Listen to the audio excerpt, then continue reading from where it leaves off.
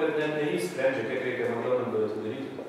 O sprendžia centrinė būstinė, nes žino, kad jeigu tu atidarysi daug labai, tu neatidirbsi tų pinigų per artimiausią laiką. Bet tie rodikliai, kurios pasiekė veikiantys tie padaliniai, jie yra pakankamai geri, švelniai tariant.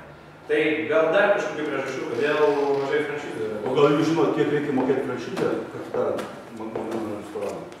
Ne, neįsivaizduoju, žinot. Pakankamai uždarai. Čia vienas pagrindinių priežasčių, matomai.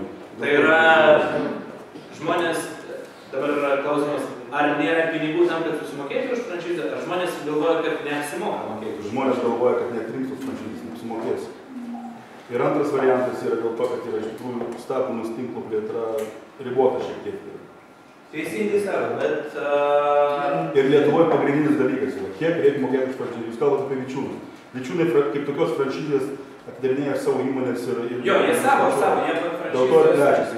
Verslininkas pagalvodamas apie savo ėmimą franšizės, kadangi Lietuvoje yra tokia maža rinka, sakykim taip, jie pakankamai savo ženklą išdirba ir sugeba supažindinti ir pakankamai apsimoka. Jūs sakot, visiškai idealiai tiesiai taikyti. Tai yra pirma priežastis, verslininkai Lietuvoje skaičiuoja ir galvoja, kad tas mokestis franšizės, kurį reikia sumokėti, na, už tos pinigus jis kažką kitą padarys. Ir jis bando tą daryti, už tos pinigus arba su to.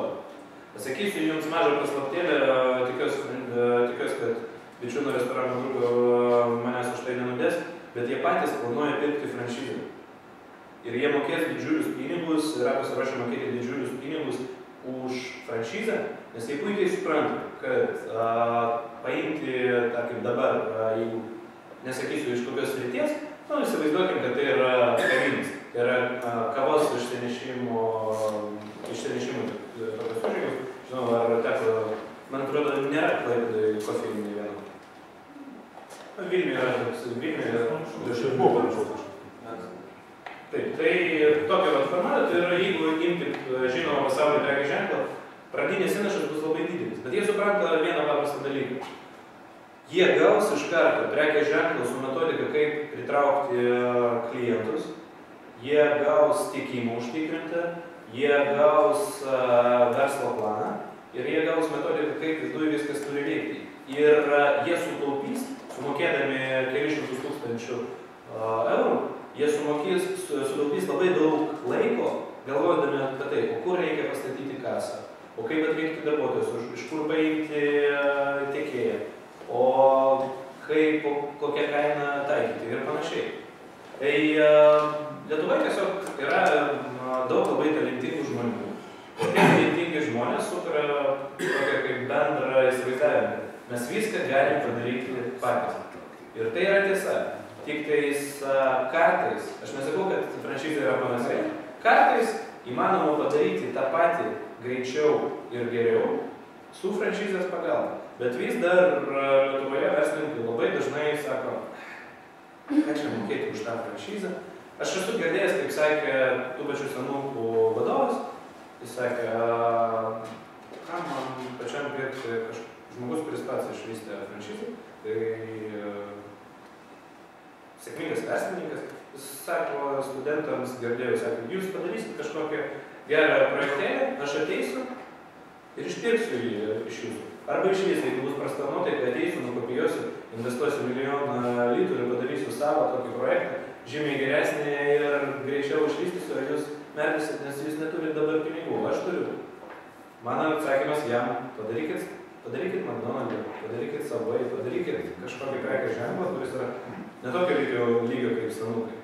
Tokio lygio, kai tiek ženklai, kuriuos aš išvardinau, tai yra dideli. Neįmanoma paimti ir nukopijuoti. Tai yra nukopijuoti įmanoma. Kartais galbūt net ir geriau įmanoma padaryti. Klausimas, ar įmanoma užsidirbti daugiau pinigų. Tai neturiu atsakymą. Bet franšizų kiekis pasaulyje didėja, aš įtariu, kad kasdien. Mes vėliau kalbėsim apie tai, kaip greitai plečiasi franšizės tinklai.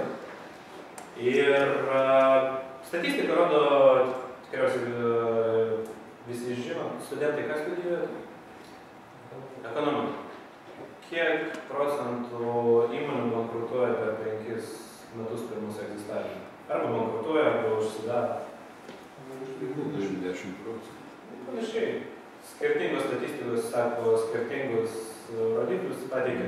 Gal paimkim optimistiškiausią.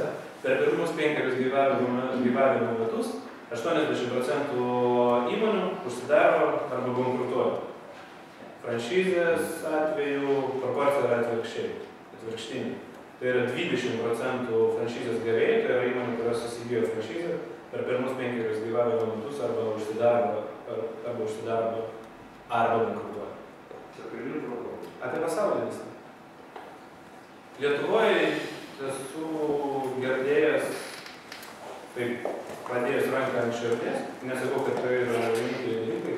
Vienintelis pavyzdys, kurį žinau, tai yra, kai prancūzas įsigijo franšizę visam Baltijos regionui, nekilnojamo turto agentūros Century 21. Viena didžiausių pasaulyje nekilnojamo turto agentūrų ir jis užsidarė. Nemanau, kad jis labai daug išlaidų patyrė.